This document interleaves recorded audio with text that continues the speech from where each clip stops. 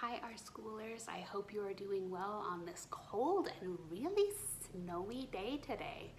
It's April 2nd and it is just a blizzard outside. So enjoy your winter part 2, and today we're going to read books about mamas.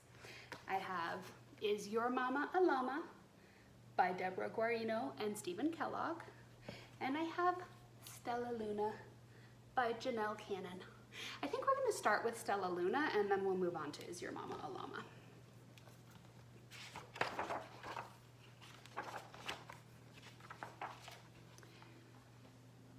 In the warm and sultry forest far away, there once lived a mother fruit bat and her new baby. Oh, how Mother Bat loved her soft, tiny baby. "I'll name you Stellaluna," she crooned. Each night, Mother Bat would carry Stellaluna clutched to her breast as she flew out to search for food.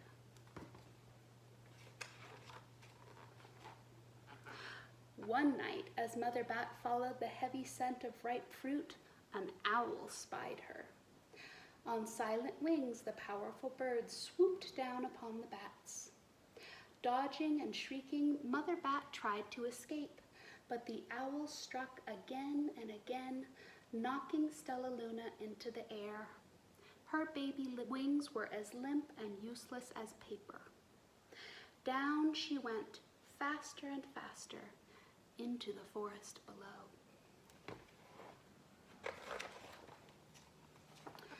A dark, leafy tangle of branches caught Stellaluna as she fell. One twig was small enough for Stellaluna's tiny feet. Wrapping her wings about her, she clutched the thin branch, trembling with cold and fear. "Mother," Stellaluna squeaked, "where are you?" By daybreak, the baby bat could hold on no longer. Down, down she dropped. Flump! Stellaluna landed headfirst in a soft, downy nest, startling 3 baby birds who lived there. Stellaluna quickly clambered from the nest and hung out of sight below it. She listened to the babble of the 3 birds. "What was that?" cried Flap. "I don't know, but it's hanging by its feet," chirped Flitter. "Shh, here comes Mama," hissed Pip.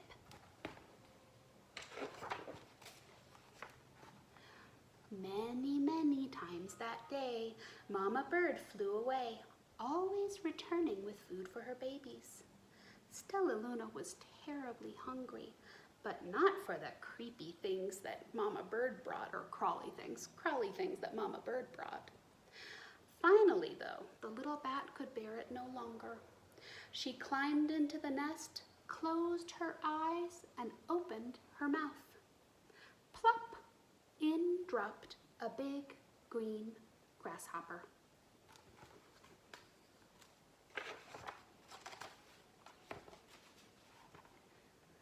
Stellaluna learned to be like the birds. She stayed awake all day and slept at night.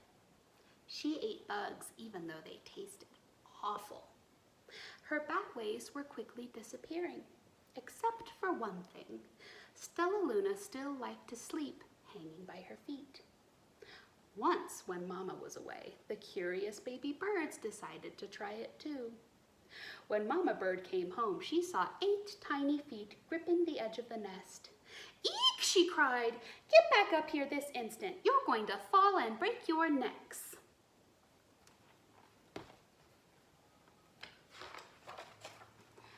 The birds clambered back into the nest, but Mama Bird stopped Stellaluna.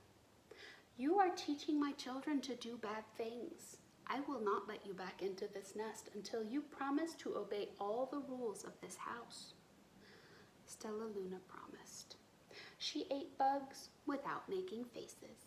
She slept in the nest at night, and she didn't hang by her feet. Stellaluna behaved as a good bird should.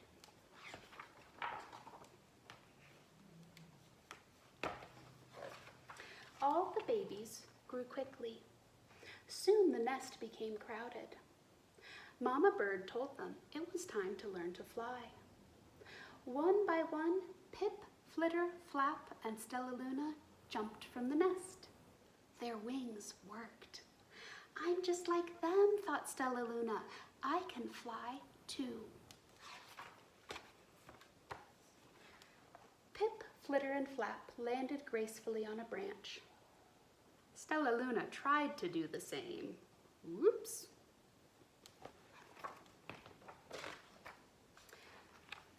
How embarrassing.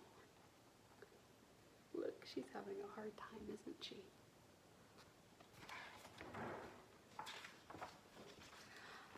I will fly all day, Stellaluna told herself. Then no one will see how clumsy I am. The next day, Pip, Flitter, Flap, and Stellaluna went flying far from home. They flew for hours, exercising their new wings. The sun is setting, warned Flitter. We had better go home or we will get lost in the dark, said Flap. But Stellaluna had flown so far ahead and was nowhere to be seen. So the three anxious birds went home without her.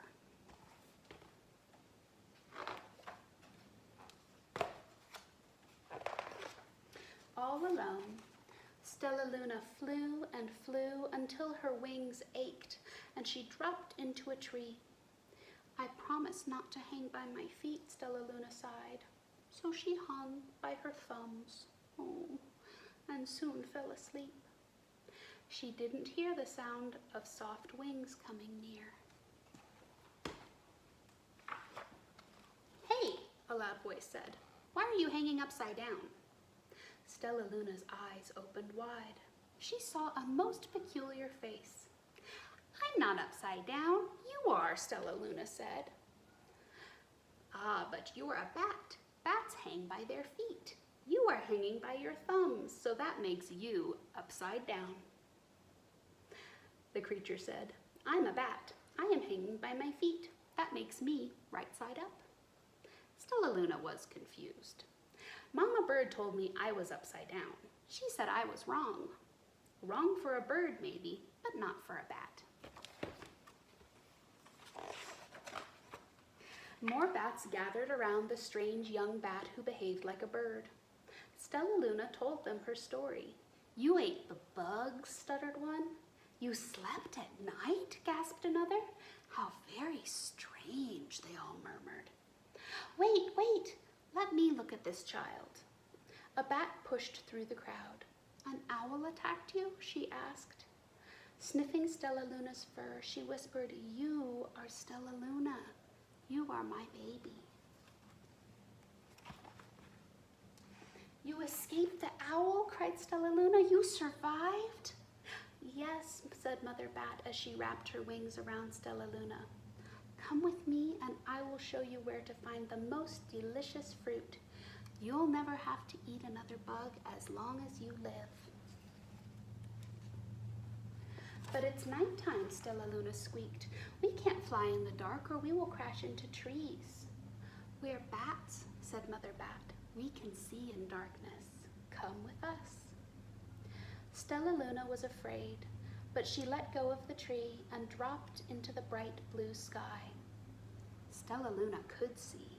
She felt as though rays of light shone from her eyes. She was able to see everything in her path.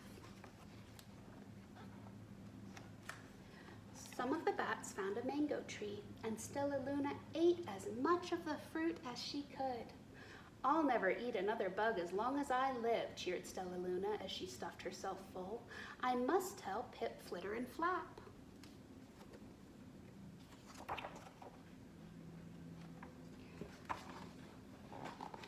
The next day, Stellaluna went to visit the birds. Come with me and meet my bat family, said Stellaluna. Okay, let's go, agreed Pip. They hang by their feet and they fly at night and they eat the best food in the world, Stellaluna explained to the birds on the way. As the birds flew among the bats, Flap said, I feel upside down here. So the birds hung by their feet. Wait until dark, Stellaluna said excitedly. We will fly at night. When night came, Stellaluna flew away. Pip, Flitter and Flap leapt from tree to follow her. I can't see a thing, yelled Pip. Neither can I, howled Flitter. Eee, screeched Flap. They're going to crash, gasped Stellaluna. I must rescue them. Stellaluna swooped about, grabbing her friends in the air. She lifted them to a tree, and all the birds grasped a branch. Stellaluna hung from the limb below them. We're safe, said Stellaluna. Then she sighed. I wish you could see in the dark, too. We wish you could land on your feet, Flitter replied. Pip and Flap nodded. They perched in silence for a long time. How can we be so different and feel so much alike, mused Flitter. And how can we feel so different and be so much alike, wondered Pip. I think this is quite a mystery, Flap chirped. I agree, said Stellaluna, but we are friends, and that's a fact. And that is the end of this one. So that was Stellaluna, and now we're going to read, Is Your Mama a Llama?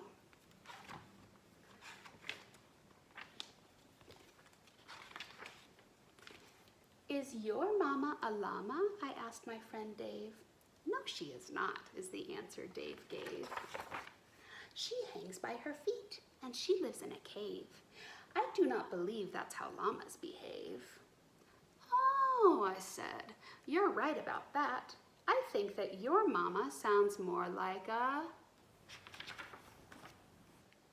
bat. Is your mama a llama? I asked my friend Fred. No, she is not, is what Freddie said. She has a long neck and white feathers and wings. I don't think a llama has all of those things. Oh, I said, you don't need to go on. I think that your mama must be a swan. Is your mama a llama? I asked my friend Jane.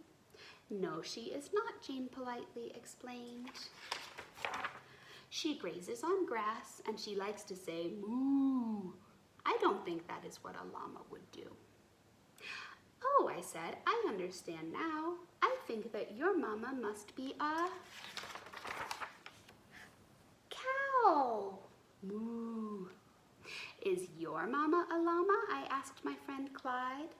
No, she is not, is how Clyde replied. She's got flippers and whiskers and eats fish all day. I do not think llamas act quite in that way. Oh, I said, I'm beginning to feel that your mama must really be a seal. Is your mama a llama? I asked my friend Rhonda. No, she is not, is how Rhonda responded. She's got big hind legs and a pocket for me, so I don't think a llama is what she could be. Oh, I said, that is certainly true. I think that your mama's a kangaroo. Is your mama a llama? I asked my friend Lynn. There's Lynn. Oh, Lloyd, don't be silly, Lynn said with a grin. My mama has big ears, long lashes, and fur, and you of all people should know about her. Our mamas belong to the very same herd, and you know all about llamas because you are one too. Yes, you are right, I said to my friend. My mama's a llama, and this is the end. I'll see you guys soon. Have a good afternoon.